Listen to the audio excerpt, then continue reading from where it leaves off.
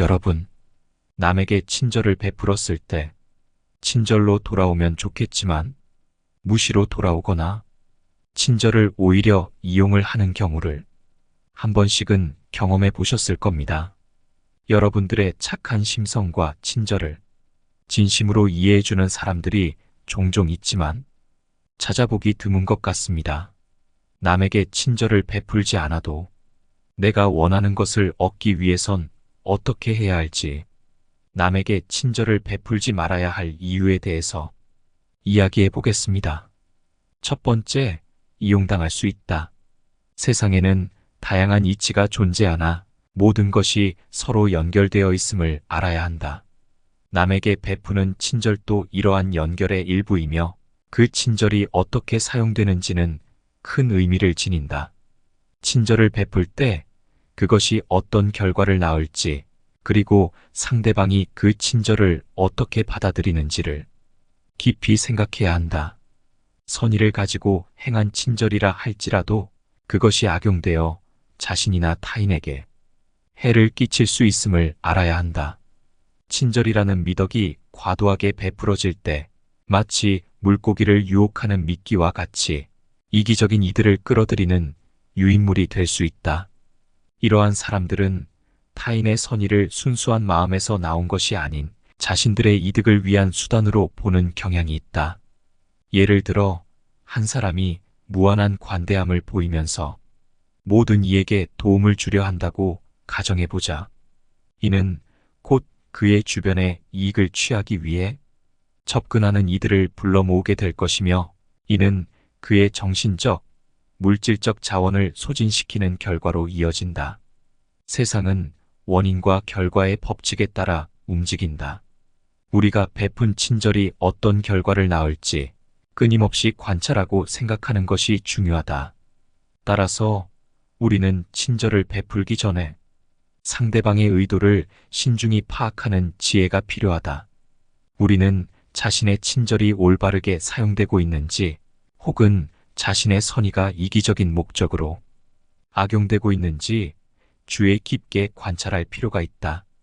인간 관계에서의 신중함은 인간 본성에 대한 깊은 이해에서 비롯된다. 쇼펜하우어가 주장했듯 인간의 이기심은 끝이 없으며 이는 종종 타인의 선의를 이용하려는 데에서 나타난다. 따라서 우리는 자신의 선의를 보호하기 위한 경계를 설정하고 자신의 친절이 적절한 곳에 사용되고 있는지 항상 경계해야 한다. 두 번째, 만만히 볼 수 있다. 남에게 친절을 베푸는 행위는 본디 마음의 순수함에서 우러나오는 것이어야 한다. 그러나 이 세상은 이치에 따라 움직이는 법, 때로는 너무 많은 친절이 오히려 우리 자신을 해할 수 있음을 알아야 한다.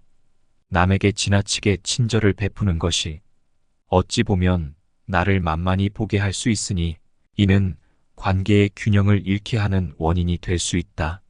마치 강물이 항상 한쪽으로만 흐르면 그 강물은 결국 한쪽만 넘치게 되는 것과 같다.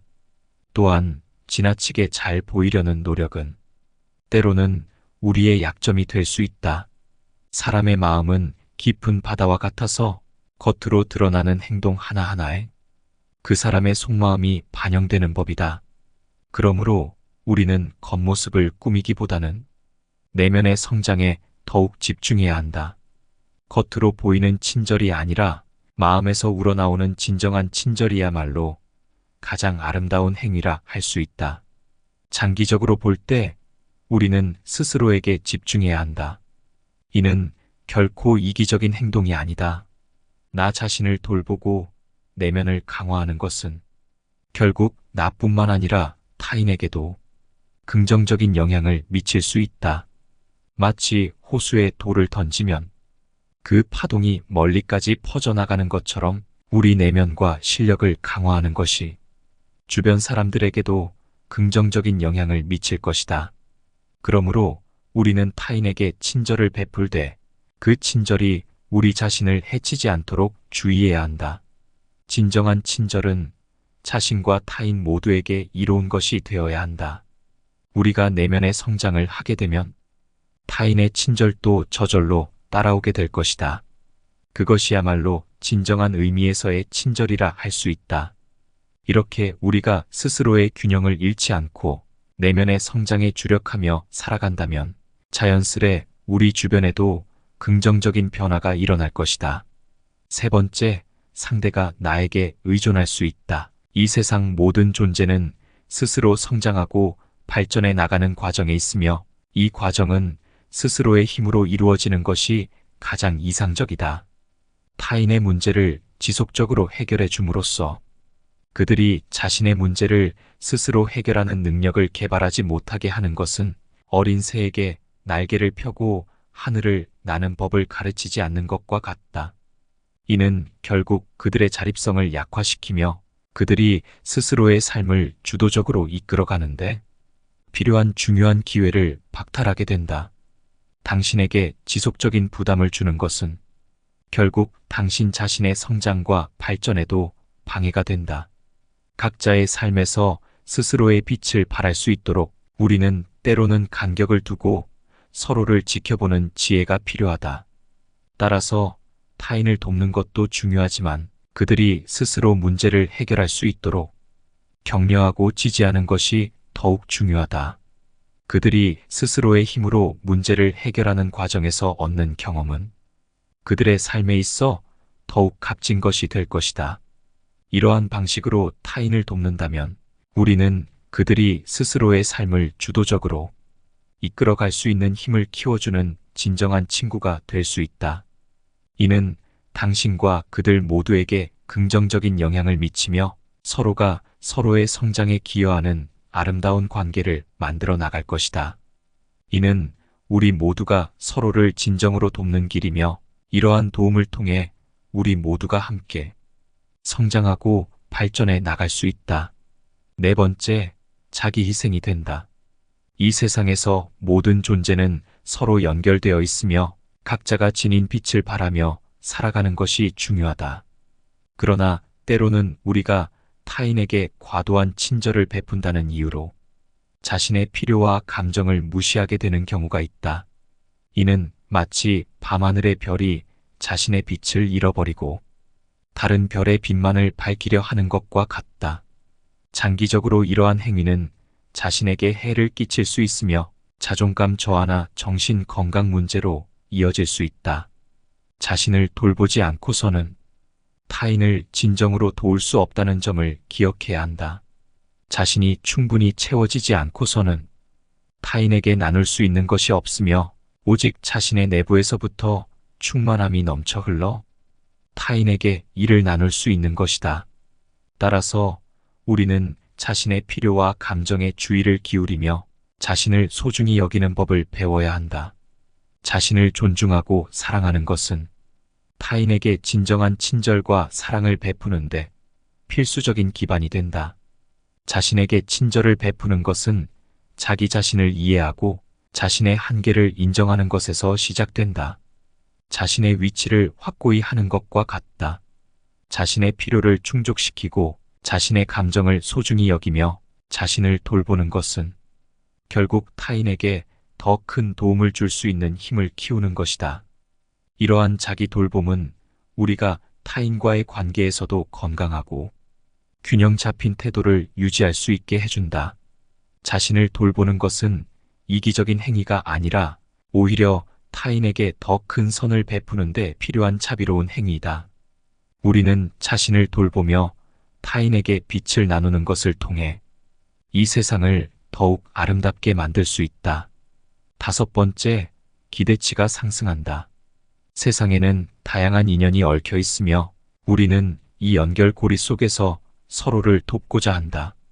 그러나 무한한 친절을 베푸는 과정에서 때로 우리는 타인의 기대를 높여 그 기대에 부응하지 못할 때의 실망이나 불만을 초래할 수 있다. 끝없는 갈증을 가진 자에게 물을 주어도 그 갈증이 결코 해소되지 않는 것과 같다. 관계는 상호 존중과 이해 위에 세워져야 하며 한쪽이 지속적으로 요구만 하고 다른 한쪽이 이를 충족시키려 애쓰는 불균형은 결국 양쪽 모두에게 해가 된다. 따라서 우리는 타인에게 친절을 베풀면서도 그 친절이 관계에 부담을 주지 않도록 지혜롭게 균형을 찾아야 한다. 타인과의 관계에서도 서로의 필요와 한계를 존중하며 건강한 경계를 설정하는 것이 중요하다. 이로써 우리는 서로에게 진정한 도움이 되며 함께 성장하고 발전할 수 있는 기반을 마련할 수 있다. 또한 타인의 기대에 부응하기 위해 자신을 과도하게 희생하는 것은 결국 자신의 정신적, 육체적 건강을 해치는 길이다. 우리는 자신의 건강과 복지를 우선시하며 이를 기반으로 타인에게 친절을 베푸는 방식을 찾아야 한다. 마지막으로 우리는 타인의 기대에 부응하지 못할 때 발생할 수 있는 실망이나 불만을 두려워하지 말아야 한다. 우리는 실망이나 불만을 경험하더라도 이를 통해 배우고 성장할 수 있다. 관계에서의 진실된 소통과 이해는 우리가 서로의 기대치를 조정하고 더욱 깊은 연결을 구축하는 데 도움이 된다. 결국 타인에게 친절을 베푸는 것은 높은 기술이며 이를 지혜롭게 행할 때 우리는 서로에게 진정한 의미에서의 도움을 줄 수 있다. 우리는 이러한 균형을 통해 관계의 부담을 줄이고 서로의 성장을 도모할 수 있다. 이것이 바로 서로를 진정으로 이해하고 존중하는 관계를 만드는 지혜로운 방법이다. 우리는 때로 타인의 기대에 부응하지 못할까 두려워하지만 이러한 두려움 속에서도 우리는 용기를 내어 진실된 자기 자신을 타인에게 보여줄 수 있어야 한다. 자신을 돌보며 타인에게 친절을 베푸는 것, 이것이 우리가 함께 걸어가야 할 지혜로운 길이다. 6번째, 자기 정체성 상실. 다른 이의 기대와 요구를 충족하기 위해 자신을 소진시키는 행위는 끝없는 사막을 걷는 여행자가 되어버리는 것과 같다. 그 여행자는 목적지를 잃고 오직 다른 이의 목소리에만 귀를 기울이며 결국 자신이 누구인지 어디로 가고자 하는지조차 잊어버린다.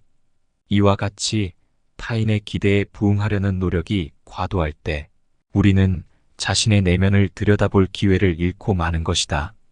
자신의 가치와 우선순위를 상실하는 것은 자기 정체성의 상실로 이어질 수 있다. 거울에 비친 자신의 모습을 인식하지 못하는 것처럼 자신이 무엇을 진정으로 원하는지, 자신의 삶에서 무엇이 중요한지를 잊어버림으로써 우리는 자신의 삶에 대한 만족도를 점점 더 감소시키는 길을 걷게 된다. 따라서 우리는 자신의 내면을 깊이 들여다보고 진정한 자기 자신이 무엇을 원하는지, 자신의 삶에서 무엇이 중요한지를 성찰해야 한다. 자신의 내면에 귀를 기울이고 자신의 가치와 우선순위에 집중할 때 우리는 자기 정체성을 재확인하고 자신의 삶에 대한 만족도를 높일 수 있다. 마지막으로 자기 자신에게 진실되고 자신의 내면의 목소리에 귀를 기울이는 것은 우리가 평생 동안 실천해야 할 중요한 수행이다. 우리의 삶을 밝고 의미 있는 길로 인도한다.